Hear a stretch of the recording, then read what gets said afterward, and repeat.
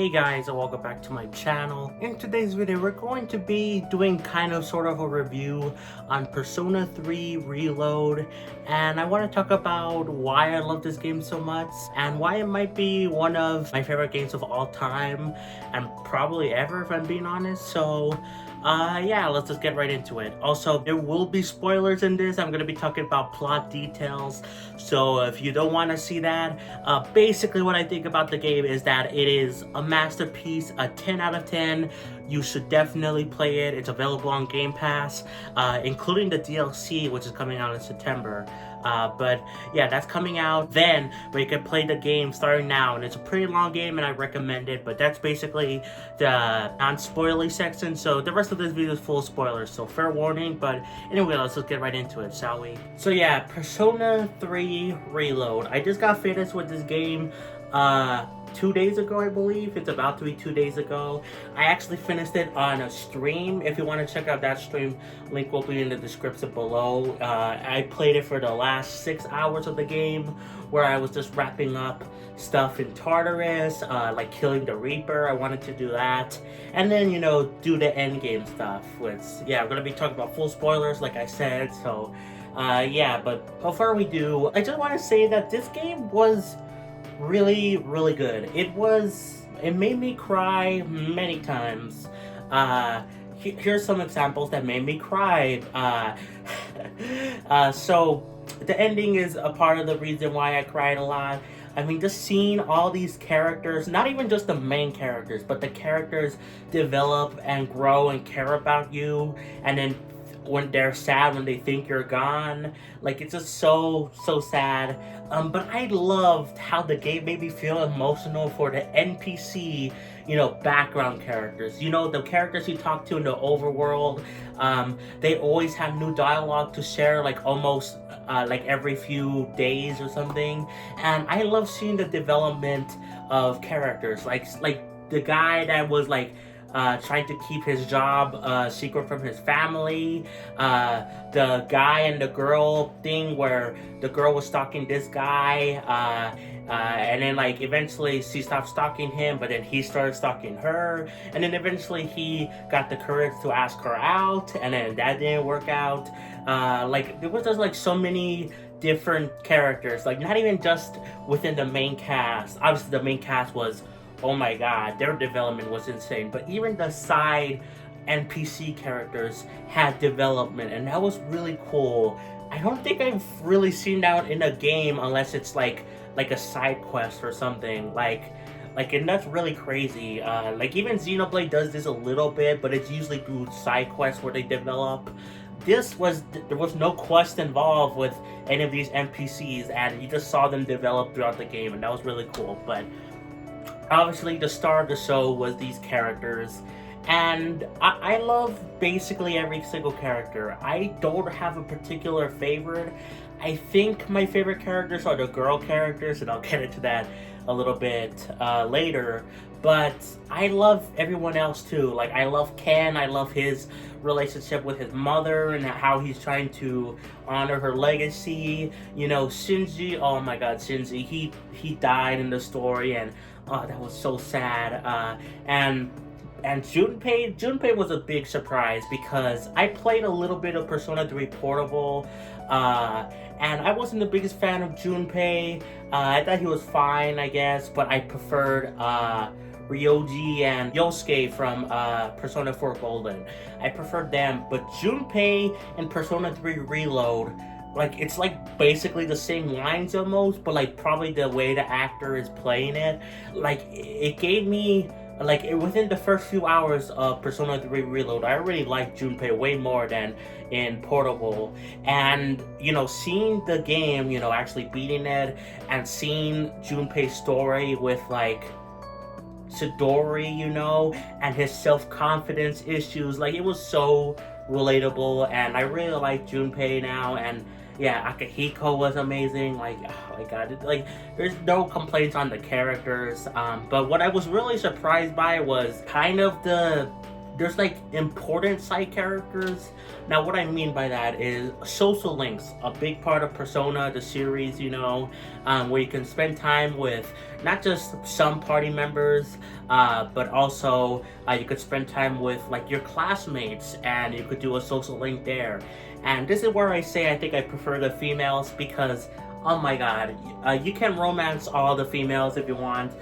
There's like no consequences for doing that in Persona 3 Reload, like at all. There's like a scene where you almost get caught, but luckily the homies, the bros, actually help you out, and that was really cool. That made me like the guys even more than I already did. But the girls, oh my god, they're all very sweet, they're all very cute, and I love this game so much, and I love how the way they write characters so much that I actually got a little bit too attached to the game for a little bit.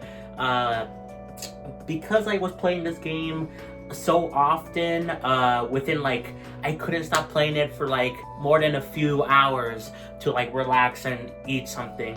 But like for like a few days there, for like, I don't know, like maybe a week in total, maybe 2, I would play the game for like 6 hours, take like a short break for like maybe an hour, and then play more. Like, it was just a long time where I was just playing the game a lot.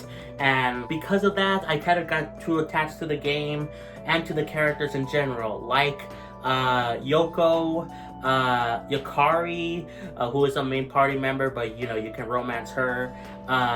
Oh god, this girl, a girl with long hair and glasses. Her name starts with a C. Shiro, I think that might be her name. She has a big forehead, but I love her a lot too. And romancing them, it was so sweet, and it kind of made me sad about my own life, about how, I'm not in school anymore, I'm autistic, I never really had these relationships, and that's not just with the girls, but like the guys too. It was sweet to be friends with some guys in particular.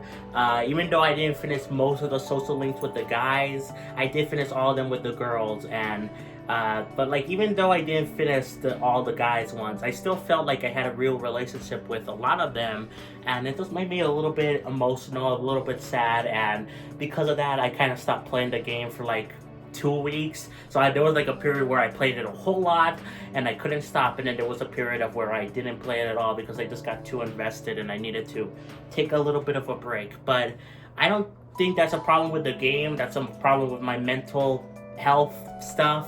The game itself does a really good job on writing these characters. They make them feel like real humans, like real people, and that's really amazing. Obviously a lot of games do this, even Xenoblade. I'm talking a lot about Xenoblade in this video, especially because I love Xenoblade, you guys know that. I do a lot of Xenoblade content on the channel, and it will probably always be one of my favorite series of all time.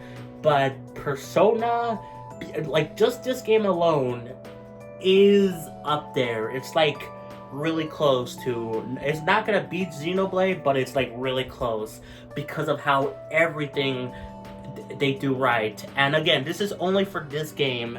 I played a little bit of Persona 4 Golden, Persona 5 Royal, but because of playing this game, Persona 3 Reload, I now want to play more of those 2 games and even eventually get to the spin-offs, Persona 5 Strikers, the dancing games. I want to play Persona 4 Arena Ultimax because it's a continuation of Persona 4, and Persona 3 where you see grown-up versions of Yukari, of, Ken, of all the party members in Persona 3. So yeah, it's crazy that just this one game is already close to some of my favorite series of all time.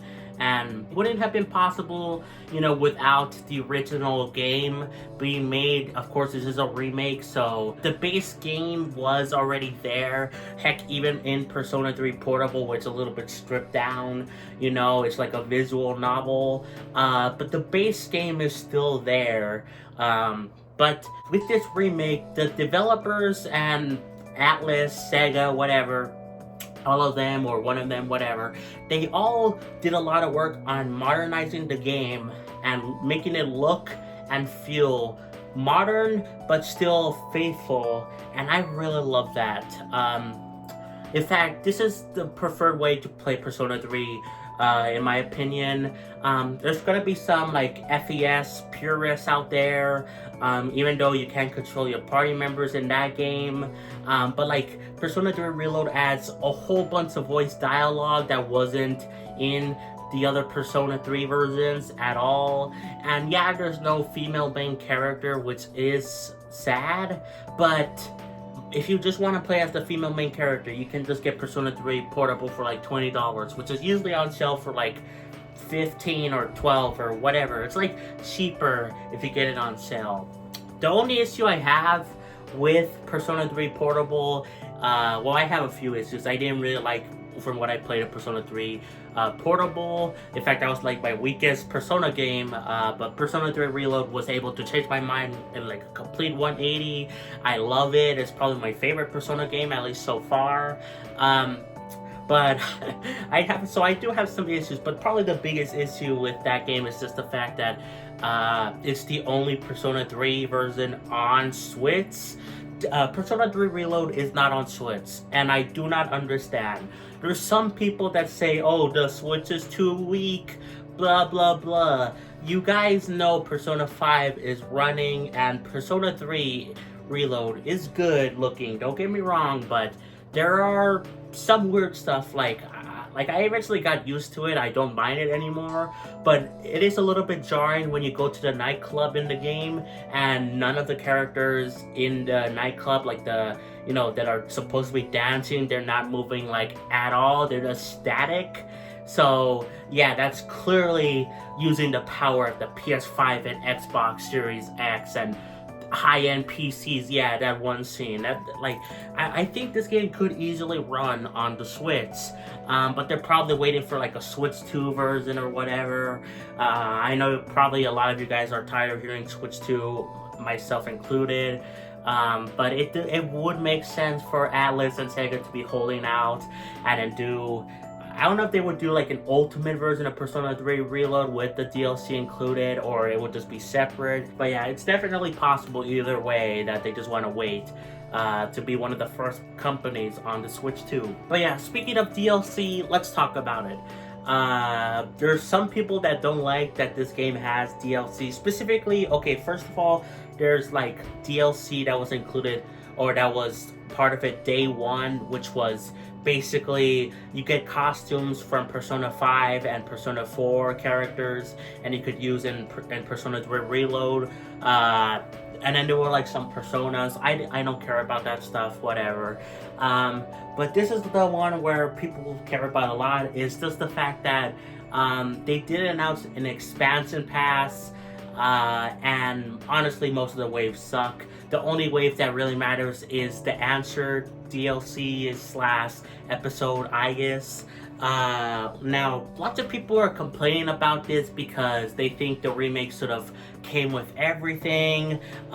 In fact, lots of people before this were hoping for DLC, but still wanted the game to come with everything. Or at the very least, they were expecting like Atlus to do a stupid Atlus thing where they would release the game again with, episode, I guess, included like a year or two later, but there will be no upgraded path for the original Persona 3 Reload users, and that would suck.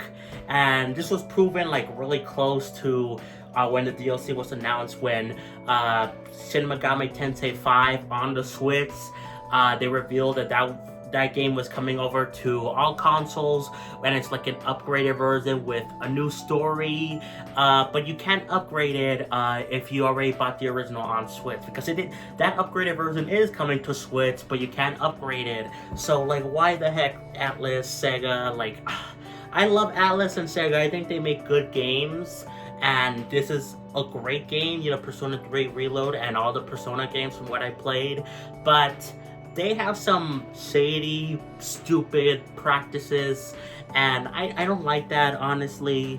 But at least, they're not going to do a separate version of Persona 3 Reload. They actually did say this when it released. They weren't going to do a separate Royal Edition of the game.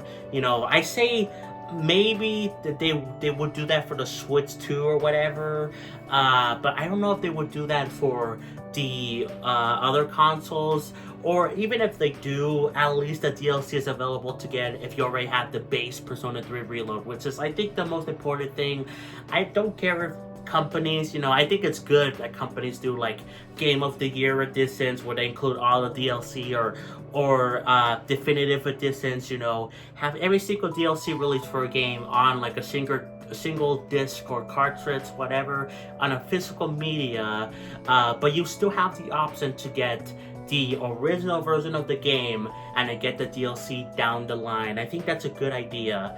But Atlas usually does a stupid thing where they make it so you can't get it if you upgrade. So it's a stupid thing, but whatever. I'm fine with the DLC, especially existing, just because of the fact that I have high hopes that this DLC will fix some of the issues the original episode, I guess, the answer had in FES. From what I know, lots of people don't like Yukari, even though I think from what I know about Yukari in the answer, I haven't looked up like much about the answer, to not spoil myself too much, but from what I know, it's pretty justified the reason why she's acting the way she is. I mean, the main character, i.e. me, I die in the game, the main character, and that's really sad for Yukari and everyone, in all honesty, but I'm hoping they smooth that out a little bit, because I understand,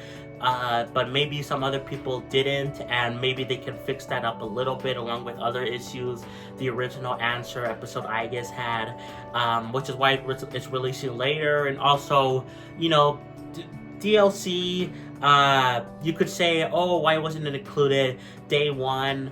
But you guys know that, especially with Atlas and English versions of the games in general, you guys know that it takes a while to translate everything, right?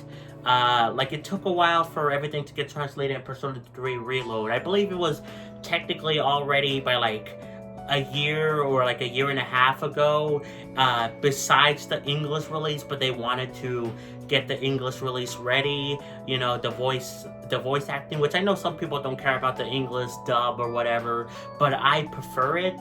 I think it's a good option at the least to have, it's just more options, and I think that's good. And if they want to release an English version, they're gonna have to take their time. So yeah, but that's more than enough rambling about that. I'm fine with the DLC. In fact, I'm excited for it. And what's really cool, like I mentioned before, was that the DLC is part of one of the perks for Game Pass. With Game Pass, you get some perks, like, for example, a free month of Paramount Plus, free 3 months of YouTube Premium, which I got. But then they also have the expansion pass for Persona 3 Reload. And once you claim that, it's yours forever.